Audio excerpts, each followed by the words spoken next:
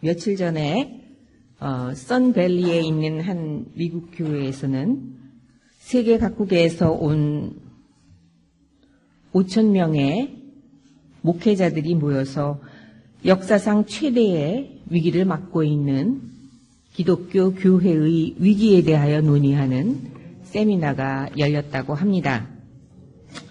반가운 마음에 기사를 읽어보니 오늘날 기독교 위기의 핵심적인 원인은 성경에 대한 확신과 권위에 대한 믿음이 흔들리고 있기 때문이며, 이 시대의 가장 무서운 일은 인본주의적인 설교와 성경에 대한 왜곡된 가르침이라고 지적하고 있었습니다. 어떤 성격의 모임일까 궁금한 마음이 들어서 개회 설교를 하셨다고 하는 목사님의 CNN 대담과 몇 편의 설교를 들어보았습니다. 70이 넘은 그 목사님은 다른 목회는 하지 않고 오직 성경 연구와 설교만 하게 해준다고 하는 조건으로 한 교회에서 45년간을 계시면서 성경을 연구하셨다고 합니다. 과학적으로 그리고 역사적으로 오류가 없는 무오한 성경이 예수님의 십자가의 죽음을 통해서만 구원을 받을 수 있다고 말하고 있기 때문에 이슬람교나 불교나 다른 종교인들은 지옥으로 가게 된다는 것, 그리고 동성애자들은 사탄에 빠져 있다고 하는 것, 그리고 교황은 가장 강력한 적 그리스도이며 마리아를 숭배하는 천주교인들을 개신교로 전도해야 할 사명이 있다고 하는 내용의 설교들이었습니다. 미국에서 가장 훌륭한 강해 설교자 중에 한 분이라는 명성답게 성경을 한 구절 한 구절 인용하시면서 차분하지만 강력하게 또 단호하게 하시는 그분의 설교는 그 교회를 가득 메우고 있었던 수천 명의 사람들을 설득하기에 충분하게 보였습니다.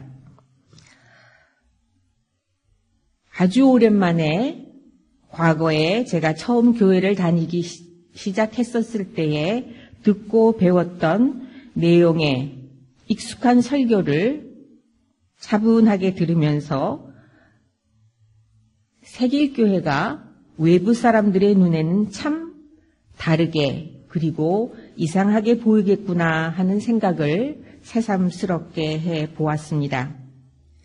누가 옳고 그르다고 하는 이야기를 하는 것이 아니고 무엇이 이렇게 다를까?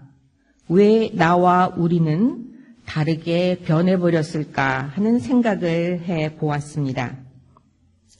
여러분은 어떠신지요? 저의 경우에는 예수가 누구신지 어떤 분이신지 이런 생각이 달라진 것이 저의 신앙의 변화의 시작이 되었던 것 같습니다. 그리고 그렇게 생각이 변했던 것은 예수님의 행동, 일반 사람들이 하지 않는 감히 할 수 없는 튀는 행동들을 하셨던 그분의 삶에 대해 알기 시작했기 때문이었던 것 같습니다. 예수님께서 나를 위해 십자가에서 돌아가신 하나님이라고 배웠을 때에는 그분의 삶에 대하여 관심을 가질 필요가 없었습니다. 그냥 믿기만 하면 되었습니다. 그런데 그분이 내가 따라가야 할 참 사람이셨다고 하는 것을 알게 되었을 때에는 그분의 행동 그리고 그분의 삶에 대하여 관심을 가지게 되었던 것 같습니다. 저의 신앙생활에 가장 큰 영향을 준 그분의 튀는 행동은 소외되고 천대받던 사람들과 함께 하셨다고 하는 밥상 풍경입니다. 예수님의 이 식탁 풍경은 제게는 하나님의 나라가 무엇인지를 알게 해준 힌트와도 같은 행동이셨습니다. 그리고 오늘 읽은 말씀은 그분의 또 다른 튀는 행동, 튀어도 너무 튀어서 어쩌면 그분을 죽음으로 몰아갔을 수도 있는 위험한 행동에 관한 이야기입니다. 6월절이 가까워져서 예루살렘에 올라가신 예수께서 성전 뜰에서 노끈으로 채찍을 만들어 소와 양과 비둘기를 파는 사람들을 내쫓으시고 돈을 바꾸어 주는 사람들의 돈을 쏟아버리시고 상을 불러 엎으셨다고 합니다. 보통 성전을 깨끗하게 하신 성전 정화라고 이야기합니다. 하지만 성전 측에서 보면 성전 난동 사건이었을 것입니다. 예수님 당시의 성전은 유대인들의 종교와 정치 그리고 경제 체제의 중심이었습니다. 성전뜰 너머에는 먼 길을 오느라고 희생 제물을 가져올 수 없는 순례자들에게 소와 양과 비둘기를 파는 사람들이 있었고 또 성전세를 내는 데 필요한 거룩한 동전을 바꾸어주는 환정산들이 있었다고 합니다. 그런데 예수께서 거룩한 예배를 드리는데 없어서는 안 될 소와 양 그리고 그것을 파는 사람들과 환전상을 채찍으로 쫓아내셨다고 하는 것은 하나님을 모독하는 아주 위험한 행동이셨을 것입니다. 1세기의 팔레스타인은 정치와 종교가 아직 분리되어 있지 않고 대제사장들이 유대인들의 대표자로서 예루살렘의 질서를 유지할 책임을 갖고 있었습니다. 성전은 11조와 성전세를 거두어서 이처럼 권력의 중심에 있었던 대제사장들과 그 가족들을 경제적으로 지원하는 곳이기도 했습니다. 한편 유대 지역을 통치하기 위하여 유대인 귀족들, 특히 대제사장의 협조가 필요했던 로마 제국은 성전을 정치적으로 후원하는 한편 정기적으로 대제사장을 해임하거나 교체했다고 합니다. 따라서 대제사장들은 자신들이 안전하게 특권을 누리기 위해 혹은 살아남기 위해 로마 제국을 기쁘게 해야 했고 그 방법은 성전을 통해 과도한 곡물과 세금을 걷어들이는 것이었습니다. 백성들은 굶주림과 가난에 시달리고 있었지만 대제사장들과 그들의 가족들은 상당한 재물을 긁어 모았고 자신들의 부와 재산을 아들에게 세습하여 물려주었다고 합니다. 정의롭고 거룩하신 하나님이 거하시는 성전이 백성들을 억압하고 착취하는 지배 체제의 동역자가 되어버린 것입니다. 예수님의 성전 난동 사건, 상징적인 성전 파괴의 행동은 하나님의 이름으로 백성들을 억압하고 착취하던 지배 체제에 대한 공격이었을 것입니다. 유대 지도자들에게 성전과 성전이 있는 예루살렘은 최후의 보루였습니다. 하나님께서 자신의 집인 성전은 어떠한 적으로부터도 지키실 것이라고 굳게 믿었기 때문입니다. 예수께서 말씀하십니다. 이 성전을 허물어라. 성전을 허물라고 하는 그 말씀은 그 성전에는 더 이상 하나님이 계시지 않다는 의미일 것입니다. 하나님은 백성들을 억압하고 착취하는 자들, 악행으로 손에 피가 가득한 자들에게 드리는 살찐 짐승의 피와 기름을 원하는 분이 아니시기 때문입니다. 하나님이 원하시는 예배는 악한 행실을 버리고 악한 일을 그치고 옳은 일을 하는 것, 정의를 찾는 것, 억압받는 사람을 도와주고 고아와 과부의 송사를 변론해 주는 것이라고 말하고 있습니다. 예수께서 이 성전을 허물라는 말씀은 그들이 가지고 있는 하나님에 대한 잘못된 이미지와 확신들을 버리고 악한 행실을 버리고 죽음에서 다시 태어나는 것처럼 새로운 방식의 삶으로 변화하라고 하는 부름이셨던 것 같습니다. 하지만 예수님이 돌아가시고 1000년의 시간이 흐른 후에 사람들은 하나님을 저 먼 곳에 있는 하늘나라 보좌에 앉아 계신 분으로 만듭니다.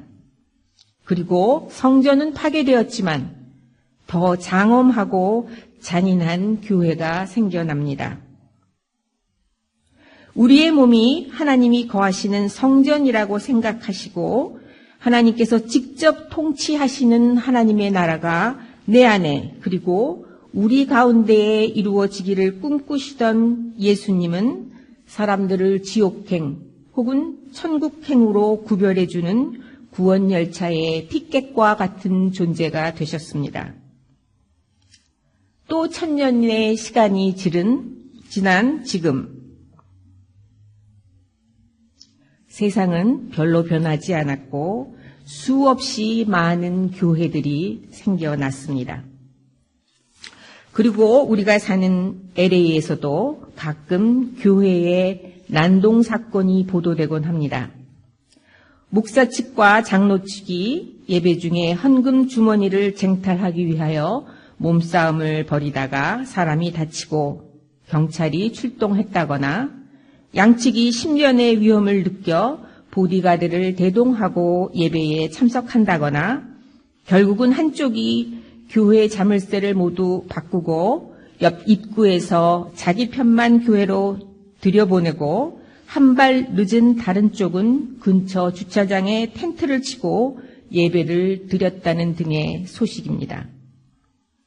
이러한 교회의 난동은 주로 목사와 장로, 원로 목사와 후임 목사 간의 주도권 싸움으로 시작되고 결국은 교회 건물을 누가 차지할 것인가 하는 이권 싸움, 돈 싸움이 되어 법정으로 가게 되는데 이러한 송사가 걸린 교회가 이곳 남가주에만도 수십 개가 있다고 합니다. 목회의 성공이 양적인 성장으로 이루어진다고 생각하는 성공주의의 목회자들, 그리고 내 욕망을 들어주실 하나님을 위해 더 크고 화려한 교회 건물을 건축해야 한다고 하는 기복신앙을 가진 교인들, 그리고 예수님 시대의 대제사장들처럼 자신의 부와 권력을 아들에게 세습해 주려고 하는 대형 교회의 목회자들을 지금 예수께서 보신다면 어떠하실까?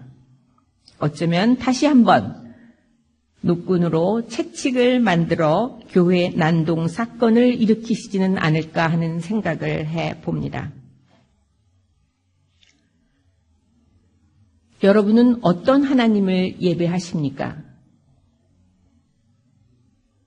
여러분은 여러분 속의 성전에 어떠한 하나님을 만들어 가두어 두셨습니까? 내가 욕망하는 것들을 들어주실 하나님, 나만 구원해 주시는 편협한 하나님을 만들어 두지는 않으셨습니까? 아니면 하나님이 계셔야 할 자리에 돈과 명예와 권력 혹은 자식 등 다른 우상을 놓아 두시지는 않으셨습니까? 하나님이 거하셔야 할 우리의 마음 자리에 교만함과 이기심, 편견과 분노, 그리고 죄의식 등이 가득 차 있지는 않습니까? 주께서 말씀하십니다. 너의 성전을 헐으라. 저는 이 말씀을 자유로워지라고 하는 말씀으로 이해합니다. 우리가 만들어 놓은 우리 마음속에 있는 우상으로부터 자유로워지라고 하는 말씀, 그리고 우리의 생각과 삶을 지배하는 이 세상의 가치관으로부터의 자유로움을 말하고 계시는 것은 아닐까 하는 생각을 해봅니다. 사랑하는 여러분, 여러분과 여러분의 삶을 지배하고 있는 이 세상의 가치관으로부터 자유로워지십시오. 그리고 영으로 우리 가운데에 오신 하나님의 세미한 음성에 귀를 기울여 보십시오. 여러분 모두 세미한 진리의 음성을 따라 살아감으로써 진정한 기쁨과 행복을 누리는 자유인